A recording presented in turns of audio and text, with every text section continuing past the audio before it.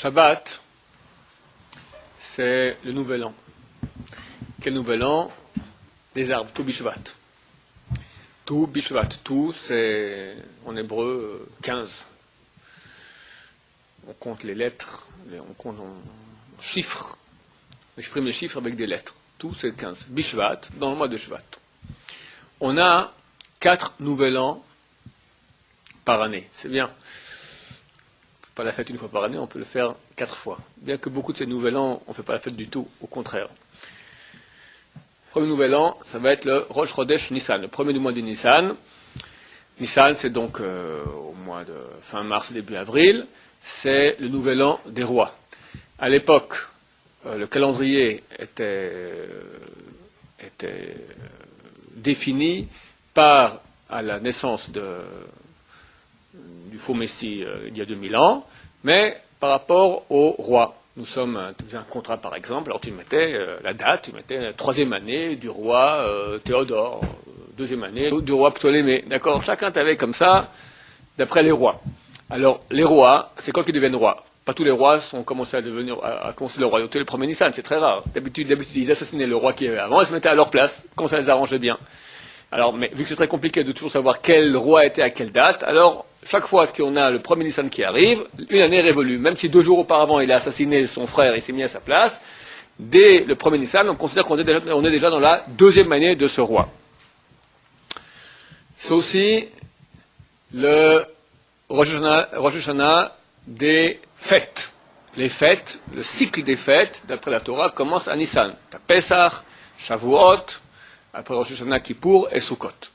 Ce cycle commence à Rosh Hashanah, comme c'est marqué dans la Torah, à Chol Shazeh, ce mois-ci est le premier des mois de l'année. Comme c'est marqué clairement, donc avant qu'on sorte d'Égypte, Dieu, c'est la première mitzvah que le peuple juif a entendue en Égypte, de la part de Moshe, que ce mois est le premier des mois de l'année, le mitzvah de sanctifier le premier du mois. Ensuite, on a au mois de Elul, le premier du mois de Elul, c'est le Rosh Hashanah du Maaser Behema. À l'époque où le temple existait, 1/10 des animaux étaient sanctifiés, c'était le Maaser, le Korban Maaser, sacrifice Maaser qu'on devait sacrifier au temple. Comment est-ce qu'on définissait quel animal était sain ou pas sain? On mettait tout le troupeau dans un enclos, on ouvrait une petite porte et il passait. Et chaque fois qu'on comptait 1, 2, 3, 4, 5, 6, 7, 8, 9, le 10e avec un pinceau rouge, tac, on mettait un coup de pinceau rouge sur sa laine et il devenait sanctifié, il est carrément une sainteté et on devait le sacrifier et le manger à Jérusalem. Aujourd'hui, quand on n'a plus le temple, donc cette mitzvah n'existe plus. Maintenant, pourquoi est-ce qu'on a Rosh Hashanah, on a un nouvel an de cela? On ne peut pas prendre des animaux qui sont nés cette année avec des animaux qui sont nés l'année passée et donner la dîme sur ces 2 types d'animaux. Chaque année, on donne la dîme pour les animaux qui sont nés cette année. Alors, c'est quoi cette année? De quand à quand va une année? Du 1er Elul jusqu'au 1er Elul. Tous les nouveaux-nés d'une année, d'un 1er Elul jusqu'à un 1er Elul, tous font un groupe. On les met dans l'enclos et sur ce troupeau-là, on fera la dîme. Dès qu'on aura un nouveau premier loul qui est passé, on prendra tous les nouveaux-nés de la prochaine année et on fera la dîme sur eux. 3e nouvel an que nous avons, c'est Rosh Hashanah. C'est le nouvel an de Dieu. C'est-à-dire Dieu va juger son monde, l'humanité. Plus Rosh Hashanah des Yovlot et des Shmitot. Yovel, c'est jubilé. Inactuel à l'époque, seulement lorsque le peuple d'Israël était entièrement sur sa terre, il y avait le jubilé, 50e année, où toutes les terres reviennent à leur possesseur initial, propriétaire initial, les esclaves, à l'époque il y avait l'esclavage, contrairement au Goïm, dans le peuple juif, un esclave, il est esclave maximum 6 ans, si après 6 ans il dit qu'il veut rester chez son maître, alors il peut rester, mais pas plus que le jubilé, qui veuille ou qui veuille pas, après 50 ans, et des fois ça peut être beaucoup moins, si 8 ans avant l'apparition du jubilé, il a été vendu en esclavage, 6 ans après, il doit quitter. Il ne veut pas quitter après 6 ans. Ben, il ne reste plus que 2 ans. Parce qu'il a été acheté 8 ans avant le jubilé. Vient l'année du jubilé. Qui veut, qui ne veut pas, on le renvoie avec un coup de pied. On leur donnait même un cadeau. D'accord, les esclaves qui finissaient leur service esclavagique recevaient un grand cadeau. Et ils rentraient chez eux à la maison. Donc une libération, c'est vraiment tout revient à l'état initial. C'était le jubilé, c'est une année extrêmement sainte. On sonnait du chauffard, comme à Rosh Hashanah, le jour de Kippour. le jour de Kippour, parce que nous on sonne du chauffard Kippour quand à la sortie de Kippour, on n'a pas le droit de sonner du chauffard à Kippour. Que l'année jubilée, alors on sonnait comme à Yom Kippour, une grande mitzvah de la Torah, de sonner jubilé, que c'est un grand jour. Aujourd'hui, on n'a plus cette mitzvah-là. Par contre, on a une deuxième mitzvah, dont le nouvel an aussi a lieu, Rosh Hashanah, donc le premier du mois de Tishri, c'est l'année de Jacher, la Shvi'it, qu'on appelle Shvi'it ou Shemitah, la 7e année, qui aura lieu, et merci Hachem, cette année, donc Rosh Hashanah, donc au mois de septembre 2007, nous rentrons dans la sainteté de la 7e année en Israël. Toute la terre devient sainte, on n'a pas le droit d'exporter les fruits sont saints, on doit les manger avec d'après le Ramban, on fait une mitzvah de manger ces fruits-là parce qu'ils sont saints, on n'a pas le droit de les gâcher, on n'a pas le droit de faire du business avec, du commerce, on n'a pas le droit d'avoir sa propriété, chacun peut rentrer dans son champ, prendre les fruits qu'il veut, il n'y a aucun problème. Et à la fin, on doit aussi se débarrasser, à un certain moment, une certaine date, où on doit se débarrasser de ces fruits-là, on doit ou les brûler, ou les avoir mangés. Il y en a qui ont la coutume aussi de se désapproprier. Ils se désapproprient, et que celui qui vient, il les prend, et lui aussi peut les reprendre aussi. Bon, on s'appelle le biour, on en parlera en temps et en lieu avant la 7e année qui viendra, il me sera Hachem, bientôt. Quand commence cette 7e année? Elle commence le Rosh Hashanah de Tishri. C'est le premier mois du Tishri, donc Rosh Hashanah qui est connu donc au mois de septembre. Le dernier qui nous concerne, oui. Quand on dit Baruch Halenu, et à la fin on dit juste que ce soit que les récoltes, etc. soient venues jusqu'à la fin de l'année. On parle de quel Rosh Hashanah là dans les cas? On parle de... On parle de quelle fin d'année? On dit jusqu'à la fin de l'année, mais on parle de quelle fin d'année? Ouais. Alors il semblerait qu'on parle de l'année de Rosh Hashanah qui commence le premier Tishri. Parce que l'essentiel des fruits, d'accord, la récolte, l'essentiel sera en été. Le blé, principalement, ça en été. Donc on prie toute l'année qu'il y a beaucoup de pluie pour que le résultat, il est quand? Au printemps, ça commence à pousser. En été, on récolte et on laisse sécher tout l'été. Et à la fin de l'été, on rentre ça dans ses greniers. Et on remercie Akadosh Baruch Hu de la bonne année qu'on a eue. Donc on prie pour l'année qui commence en fait au mois de Tishri. Dernier Rosh Hashanah qui nous concerne, parce que c'est dans 3 jours, Tu B'Shvat, le 15 du mois de Shvat. Qu'est-ce que c'est? Rosh Hashanah la Ilanot, le Rosh Hashanah des arbres. Alors pourquoi des arbres? Tout simplement pour une question technique qu'il faut apprendre, c'est l'occasion d'apprendre un peu sur la terre d'Israël. Il y a beaucoup de mitzvot qui concernent la terre d'Israël. Une pomme moyenne en terre d'Israël, elle a presque une dizaine de lois qui la concernent et qui ne concernent pas une pomme qui est née à l'étranger, qui a poussé à l'étranger. D'abord, interdiction qu'elle soit orla. Orla, ça veut dire que les 3 premières années d'un fruit, interdiction de les manger, interdiction grave plus que le porc. Un morceau de porc qui était mélangé à 1 kg de porc qui est mélangé à 60 kg de viande cachère, et tout cela a été moulu ensemble, on peut le manger. On n'a pas le droit de le faire, de mélanger. On n'a pas le droit de mettre le kilo de porc dedans. J'avais que 60 kg, j'aurais maintenant 61 kg avec un petit goût de porc. Ça, c'est interdit. Mais si déjà maintenant c'est tombé le morceau, on ne sait plus où il est, c'est permis. La orla, il faut qu'il y ait 200 parties. 1 kg de orla qui est tombé, il faut qu'il y ait 200 parties de fruits cachères pour qu'on annule cela. C'est beaucoup plus grave. Le porc, on a le droit d'en profiter. Je peux cirer mes chaussures avec de la graisse de porc. C'est permis. Je n'ai pas le droit de peindre, par exemple, mon appartement avec une couleur qui est faite à partir d'écorce de fruits de orla. C'est un surbana, c'est interdit de profit. C'est un interdit extrêmement grave. La orla, il faut savoir en Israël. Faire attention qu'on doit faire son marché innocemment ici en Israël. Il y a des fruits dont le taux de orla est élevé sur le marché. Il faut aller prendre tous les mois l'Institut de l'agriculture de la Halacha, nous donne le taux de pourcentage de orla qu'il y a sur le marché. Si ça dépasse 5%, on ne doit pas le prendre.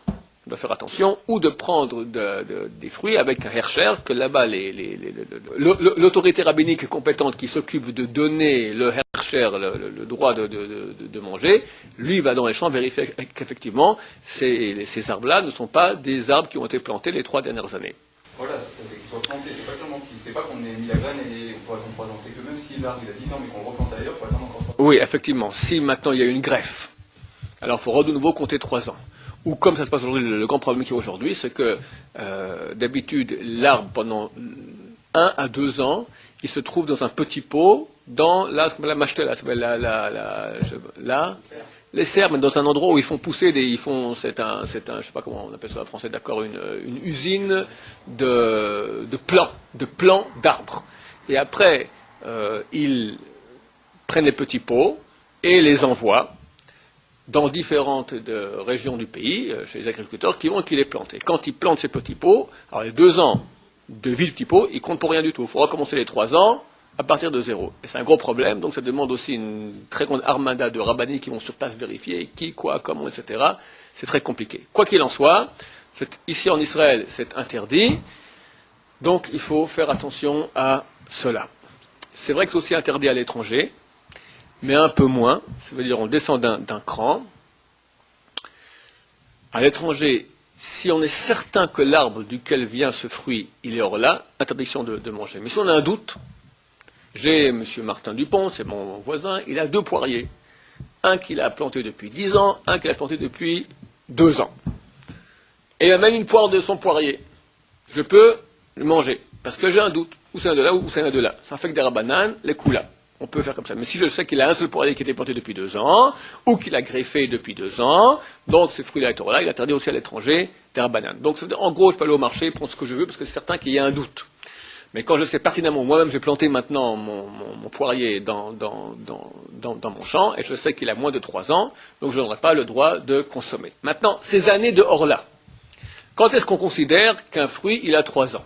Est-ce que c'est du moment que je l'ai planté le 1er janvier, donc dans 3 ans, le 1er janvier, le fruit sera permis, auparavant pas? Non, c'est pas comme ça que ça se passe.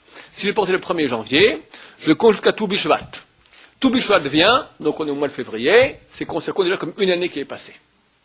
Tou Bishvat, c'est le nouvel an des arbres. Lorsque cette date arrive, tous les fruits tous les arbres qui ont été déjà enracinés dans la terre, si je prends une graine et je l'enracine 2 jours avant Tou Bishvat, c'est pas considéré comme une année passée parce qu'il n'a pas le temps d'être enraciné. Il a été que planté, il n'a pas encore fait des racines. Ça prend, je me souviens plus très bien, je crois que ça prend environ 2 semaines le temps que le fruit soit enraciné. Donc si j'ai planté mon arbre, il a eu le temps de s'enraciner, c'est-à-dire 2 semaines avant Tou Bishvat, quand vient Tou Bishvat, il aura déjà l'âge de 1 an.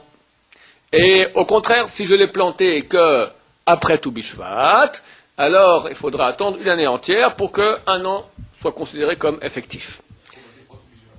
Donc il faut passer 3 Tou Bishvat pour que le fruit quitte son statut de Orla. Après quoi, il n'est pas encore permis, il devient Revaï.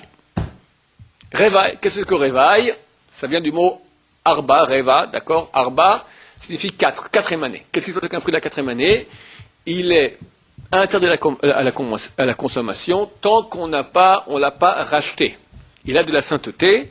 On doit dire toute la sainteté de Revaï qu'il y a dans mon fruit, qu'elle passe dans une pièce, et cette pièce devient sainte.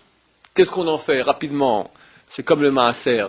La veille de Pessah de la 7e année et la veille de Pessah de la 4e année, tous les religieux prennent leurs pièces et vont les jeter à la mer.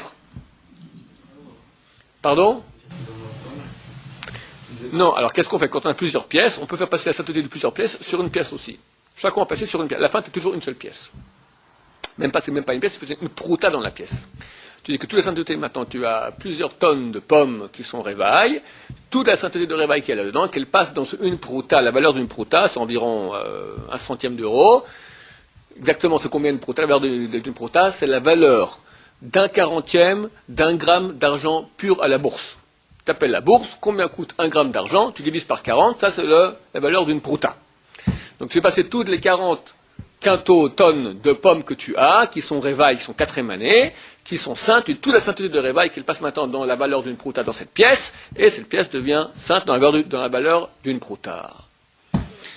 À l'époque, ils prenaient tous ces fruits-là et allaient les manger à Yerushalayim, en sainteté. S'ils avaient beaucoup de fruits, ils ne pouvaient pas les prendre, alors ils faisaient passer toute la valeur de ces fruits sur des pièces, mais la valeur correspondante de ces fruits, et aller à Jérusalem, là-bas, racheter des fruits ou de la nourriture, et manger cette nourriture-là en sainteté de réveil.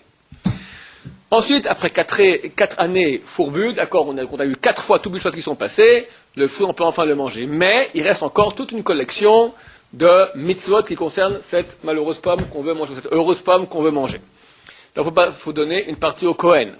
Combien? Une partie, peu importe. Ça, c'est de la Torah. Rabbanan, on dit, donner 1/50. Ça, c'est le type qui est l'œil moyen. Œil, ça veut dire, est-ce qu'il est avare ou généreux? Moyen, il donne 1/50, donc 2%. Si l'avare, il donne 1/60, si le généreux, il donne 1/40. Au Kohen. On appelle ça la Trouma Gdola. On donne ça au Kohen. Aujourd'hui, on ne peut pas donner au Kohen, mais on le prélève et on le mettra dans un plastique entouré de deux plastiques, on mettra à la poubelle, ou le mieux, c'est de le brûler. Ensuite de quoi? On donne 1/10 au Lévi. Et ça, pour les Sfaradim, Ashkenazim ne donne pas au Lévi, mais il le retire. Nous, on le donne carrément au Lévi. On donne 1/10 au Lévi. Moi, j'ai un cousin qui est Lévi, il habite 2 étages au-dessous de moi. Chaque fois que j'ai un petit morceau de tomate ou de pomme, tac, tiens, on va le donne maintenant le Maaser Rishon. C'est 1/10 de la récolte. Le Lévi donnera 1/10 de son 10e. On appelle ça Toumat Maaser ou Maaser Ben Maaser. Au Kohen. Et là, ça sera sain, de nouveau, 2 plastiques à la poubelle ou brûlés.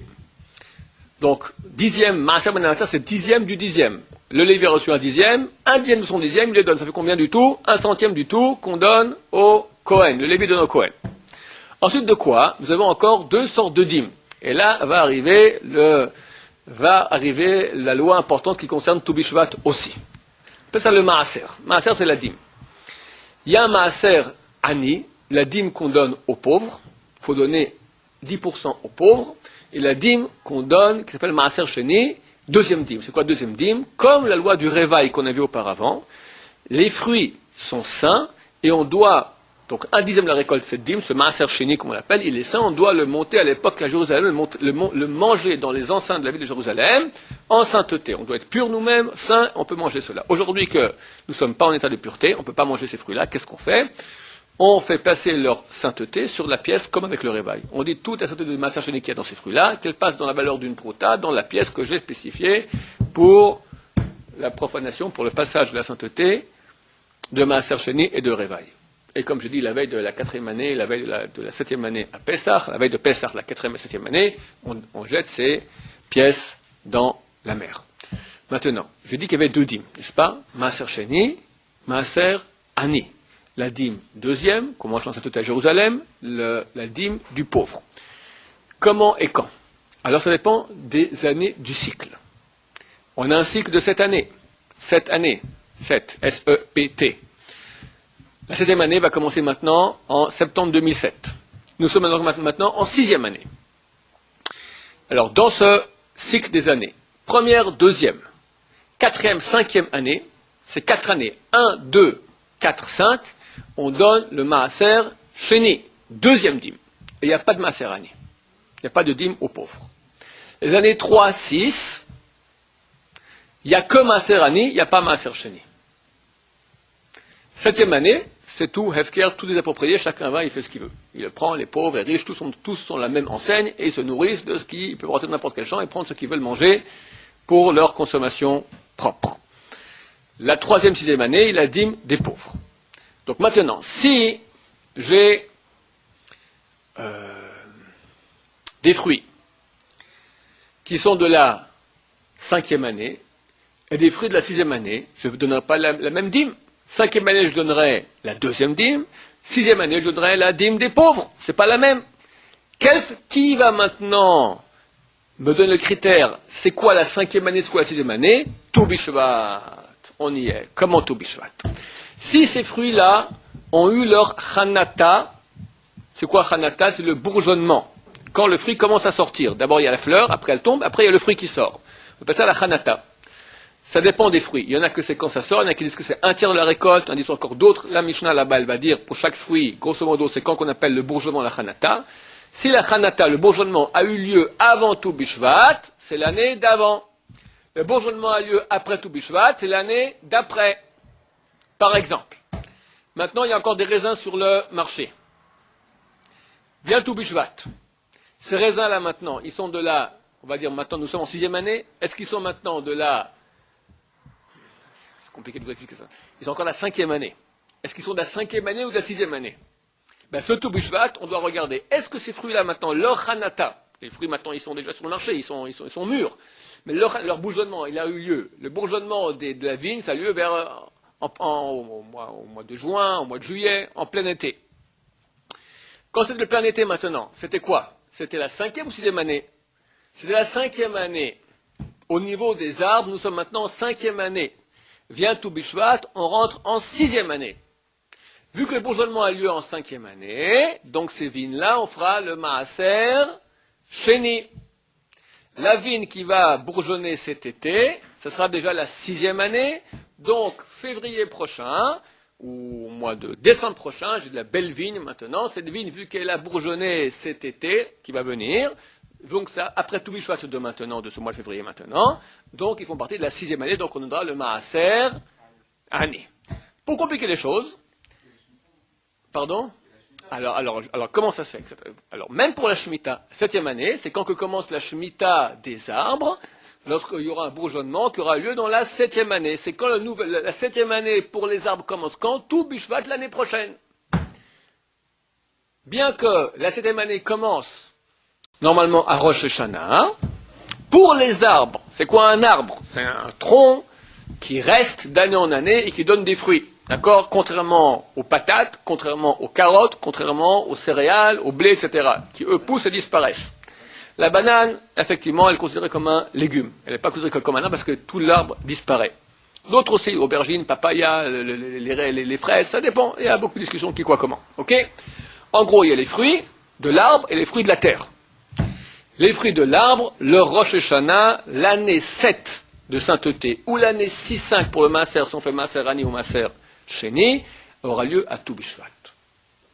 C'est-à-dire que c'est leur nouvelle année. C'est quoi leur nouvelle année? C'est pas qu'ils existent ou pas. Est-ce que la Hanaka de ces fruits-là, le bourgeonnement, a lieu avant ou après le tout Bishvat? Suis-je clair ou c'est un peu trop compliqué?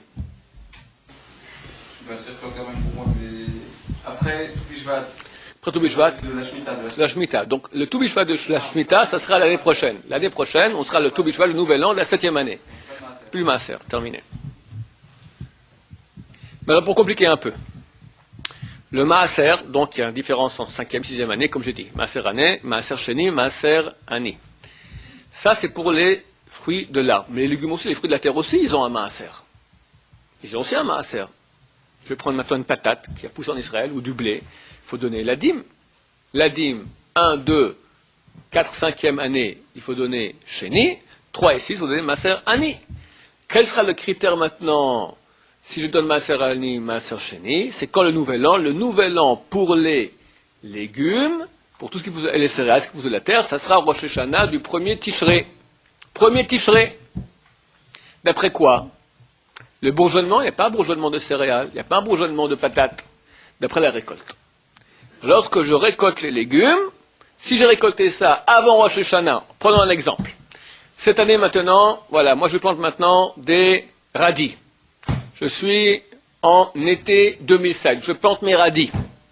Après 1 ou 2 mois, mes radis sont beaux, grands, rouges, délicieux. Nous sommes maintenant à la veille de Rosh Hashanah. Je prends mes radis, je dois donner le Maaser Ani. Parce que vu que ces radis ont été récoltés la 6e année, donc sur eux revient Maaser Ani. Si je les récoltés après Rosh Hashanah, ça déjà, en 7e année, ce sont des radis sains de 7e année.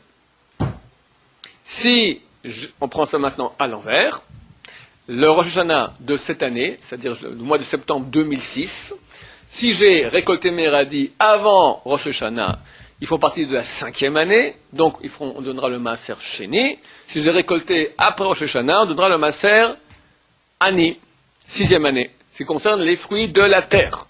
Tout Bishvat ne concerne que les fruits de l'arbre. Il nous reste un petit quart d'heure.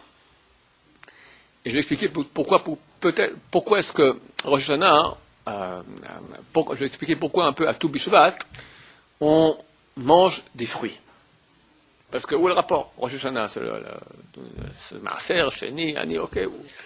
Alors, vu que, pourquoi est-ce qu'a été définie la date du 15 du mois de Shvat, tout Bishvat, comme le Rosh Hashanah des fruits de l'arbre? Parce qu'à cette époque-là, la majorité des pluies de l'hiver sont déjà tombées.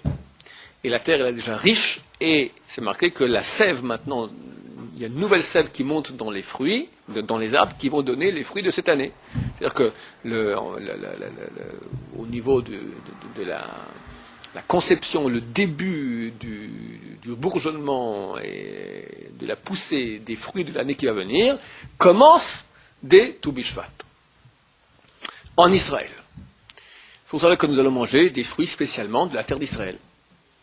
Il y a 7 fruits par lesquels la terre d'Israël a été bénie, 2 fruits de la terre plus 5 de l'arbre, qui sont Chita Veseora, blé, orge, Geffen, Tena, Verimon, vigne, figue, grenade, Zait, Shemen ou Dvash, olive et date.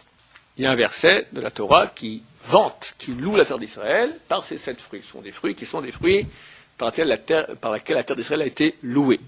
Donc c'est bien de manger toutes sortes de fruits. Demain, je vais vous faire un petit cours sur Tou Bishvat, plus au niveau conceptuel. Il y a des sortes de fruits qui ont, 3 sortes de fruits, des fruits qui ont des graines, il y en a qui n'ont pas de graines, il y en a qui ont une écorce, il y en a qui n'ont pas d'écorce, il y en a qui ont les deux à la fois. Chaque chose correspond à d'autres choses. Néanmoins, on mange de toutes sortes de fruits, mais il faut essayer de manger de ces 7 fruits. C'est bien. C'est bien. Pourquoi? Parce qu'on se rappelle la terre d'Israël. Toute cette date de Tou Bishvat a été fixée d'après la terre d'Israël. C'est en terre d'Israël que la sève monte à cette époque-là. Mais en France ou en Russie, c'est tout à fait une autre époque. En Russie maintenant, ou au Canada, c'est encore les 3 mètres de neige, d'accord? On n'a rien à faire de ce qui se passe là-bas. Ou en Tunisie, c'est encore le soleil, je sais pas moi, d'accord? On parle de terre d'Israël. Cette terre est une terre sainte. Et c'est le moment, à Tou Bishvat, de parler un peu de la sainteté de notre terre extraordinaire. Comment on voit qu'elle est sainte? D'abord, elle nous appartient, parce que Dieu nous l'a donnée. Contrairement à tous les autres peuples qui ont conquis leur terre, nous, d'après les textes en tout cas, c'est le premier commentaire de Rashi sur la Torah, pourquoi est-ce que la Torah demande Rashi? Pourquoi est-ce que la Torah débute-t-elle à la création du monde? Peu importe.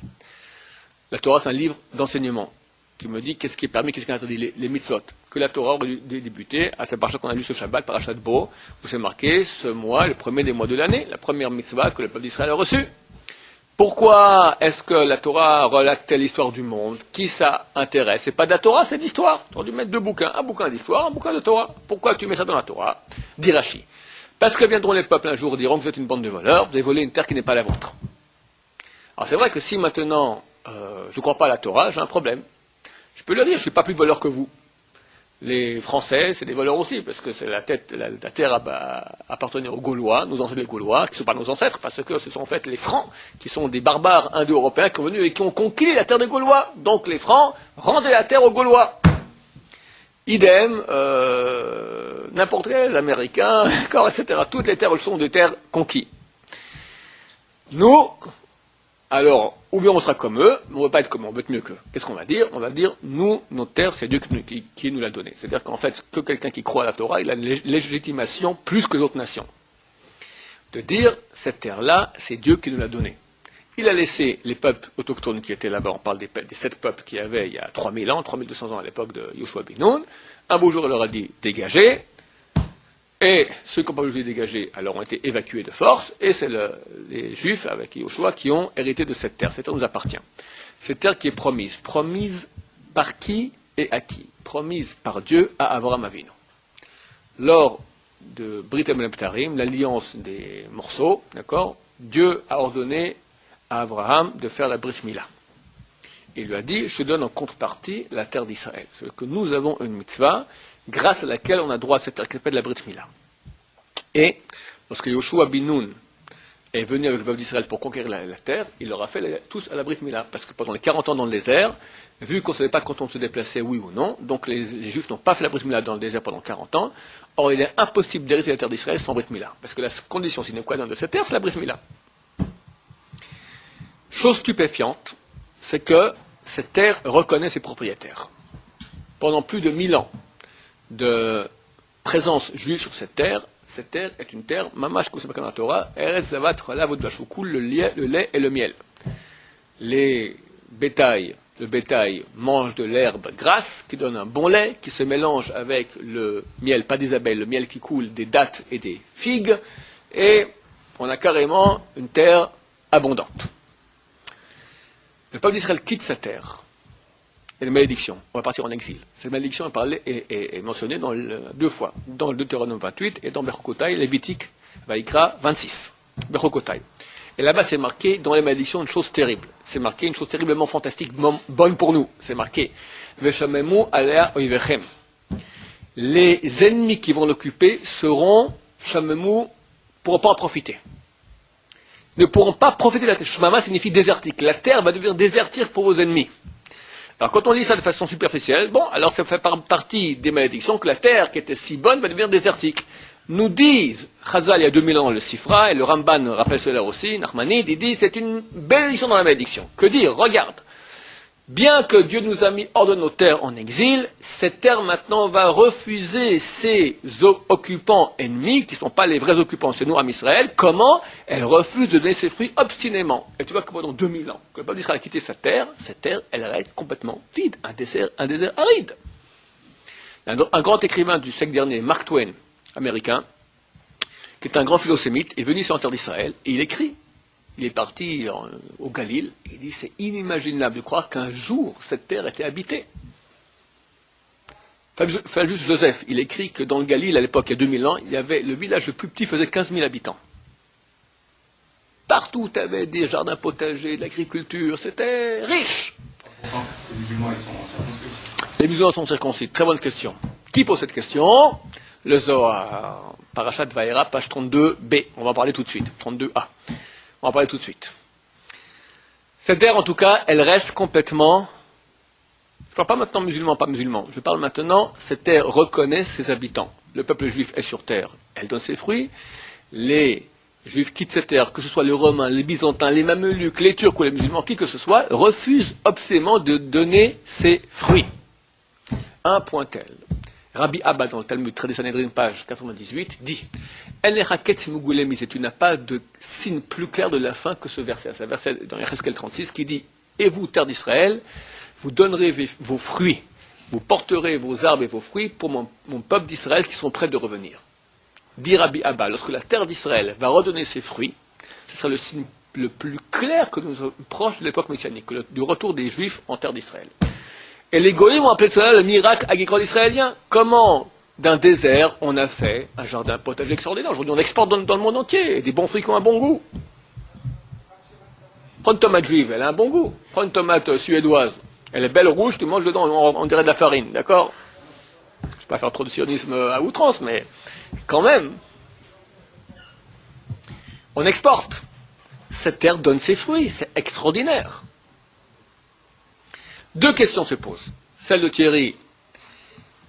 Si tu me dis maintenant que cette terre appartient à ceux qui sont circoncis, alors pourquoi pas les musulmans? Alors je te réponds tout de suite, c'est faux. Cette terre n'appartient pas à ceux qui sont circoncis. Cette terre appartient au peuple d'Israël. En contrepartie de la mitzvah de Brit Mila. Mais elle appartient au peuple d'Israël. C'est marqué clairement dans la Torah. Deuxième question, je reviendrai à cette question-là. Deuxième question, comment se fait-il que ce grand miracle agricole israélien a été réalisé par qui? On serait imaginé, je suis un juif il y a 1000 ans, il y a 500 ans, je vois dans les textes, c'est marqué qu'à la fin des temps, Dieu va repeupler la terre d'Israël, va donner ses fruits, c'est l'époque pré-messianique, extraordinaire. On s'imagine qui? Des longues barbes, des péotes, des tzadikim, vont travailler la terre d'Israël, donner ses fruits. Qui il y a?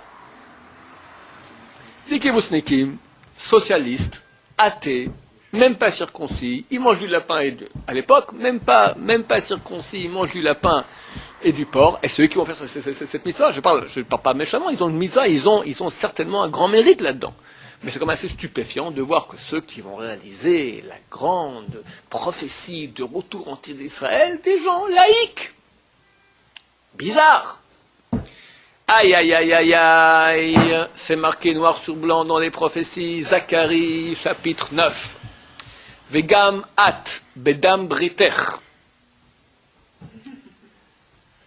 Vegam at bedam britech, shilachti asiraich mibor en maimbo. Et toi, en vertu du sens de ton alliance, je sortirai tes captifs du trou dans lequel il n'y a pas d'eau. Opaque. Ce verset veut dire quoi? Ramban Nachman, il y a 800 ans, commente et dit et toi en vertu du sang de l'alliance. Le verset parle de l'époque pré-messianique, avant que le Mashiach viendra. Le peuple d'Israël aura oublié la Torah, comparée à l'eau. Toi, en vertu du sang de l'alliance. Alors j'ai dit auparavant que vous, c'est qui ne faisait pas la Brit Mila. Tu m'as regardé bizarrement. Tu as raison. Parce qu'il y en a qui ne faisaient pas, mais la grande majorité, malgré tout, la faisait. Comment ça se fait? Ils sont laïcs. Bizarre. Bizarre. Tu manges du porc, tu manges du lapin, tu te moques de la Torah. Tu fais la Brit Mila, mais c'est un acte barbare. Un petit gosse de 8 jours, t'amènes un rabbin pouilleux, entre guillemets. C'est comment on fait la Brit Mila? On coupe la grande une membrane épaisse qui se rétracte à l'arrière, apparaît le membre avec une membrane fine. Le Moël, le rabbin qui a ses ongles aiguisés, est un peu noir, parce que très souvent il fait ça, donc il y a plein de sang, d'accord, rentre ses ongles entre la membrane et le membre, et déchire la membrane en arrière. Après, il prend un peu de vin, qu'il mélange avec sa salive, et il suce le membre du petit gosse. Normalement, le gosse finit à l'hôpital. Avec un truc pareil, au niveau aseptique, c'est pas très bien stérilisé. La salive du rabbin pouilleux avec le vin du badatz. Un peu doux, c'est du sirop. Et pendant, il survit. T'es un kibbutznik, laïque. Attends 2-3 mois à l'hôpital, avec un professeur, un chirurgien qui fait comme il faut, anesthésie générale ou anesthésie locale, bien comme il faut. Non. Les juifs les plus loin de toi. Il y en a qui ne font pas la Brit Mila, mais tu regardes que la mitzvah que les juifs quittent en premier, quittent en dernier, celle de Brit Mila. C'est assez stupéfiant. C'est marqué dans le Talmud, le traité Shabbat, page 130. Les mitzvot pour lesquels le peuple d'Israël était prêt à donner sa vie, alors il la garde encore. Cette mitzvah de Brit Mila, très souvent les juifs ont été prêts à se sacrifier pour faire cette mitzvah de Brit Mila. Là-bas, la Torah donne un autre exemple, le Talmud, de mitzvah de Tfilin, qui n'étaient pas prêts à mourir pour la mitzvah de Tfilin. Alors, très peu de juifs, beaucoup de juifs quittent la mitzvah de Tfilin assez rapidement. Mais néanmoins, celle de Brit Mila, c'est la plus dure à quitter. Pourquoi? C'est pas la Brit Mila qui rend juif. Des gens ils croient que, heureusement qu'ils croient ça, mais c'est faux. D'accord? C'est pas la Brit Mila qui rend juif. Un juif qui a pas fait la Brit Mila, il est juif. Un non juif qui a fait la Brit Mila, il n'est pas juif. Ça n'a rien à voir. Strictement rien à voir. Néanmoins, les gens font cette mitzvah parce que, je ne sais pas pourquoi, alors que du point de vue logique, rationnel, c'est complètement barbare. Barbare! Tu me diras, oui, aujourd'hui, on a vu qu'il y a beaucoup moins de sida. Ok, qui savait ça il y a 30 ans? Et fait aller à l'hôpital, je dis de nouveau, à l'âge de 3 mois, comme il faut, avec anesthésie et médecin. Nous dit le Ramban, d'après, il commande la prophétie de Zacharie il y a 2500 ans.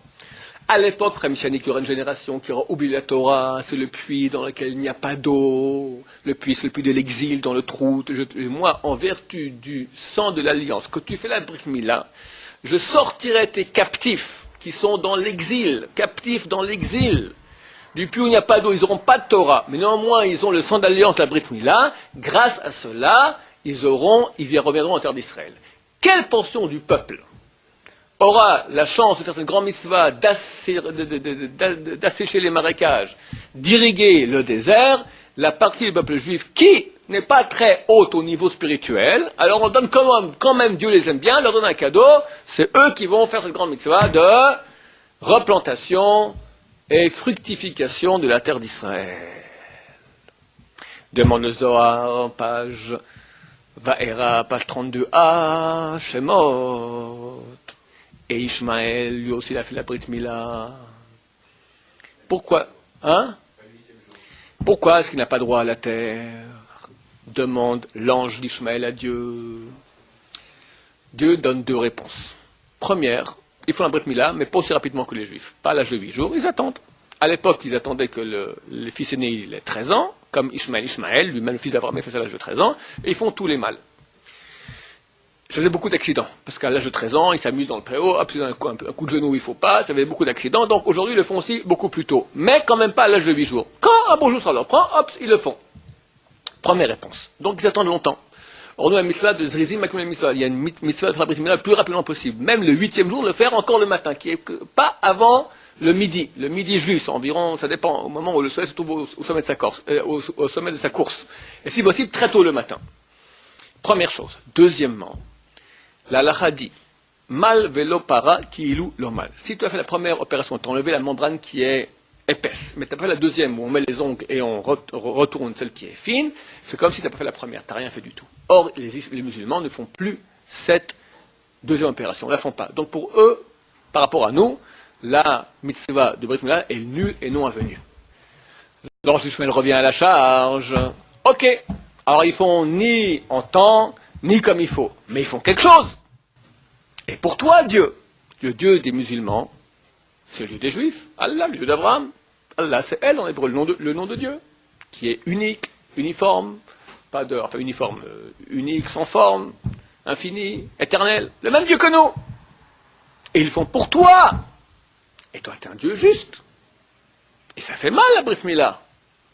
Alors, ils n'ont pas droit à quelque chose? Dit le Zohar, ils ont droit. Quoi? Dieu ne veut pas que les Ishmaélites soient le peuple d'Israël.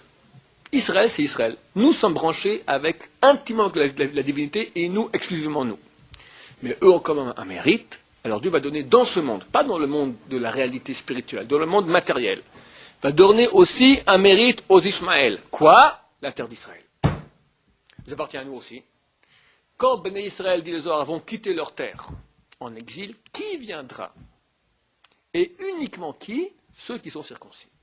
Et on voit que toute tentative d'occupation de la terre d'Israël par un peuple non circoncis a échoué. Les croisés ont fait beaucoup de croisades et ils n'ont pas réussi à tenir longtemps. Il y a eu un petit royaume de Jérusalem qui a tenu quelques années comme ça. La place forte des croisés, c'était où? Saint-Jean d'Acre. Akko. Le Talmud de Gittin, la première page de Gittin donne les limites de la terre d'Israël. Il dit sur la côte au nord, la limite de la terre d'Israël, c'est Akko.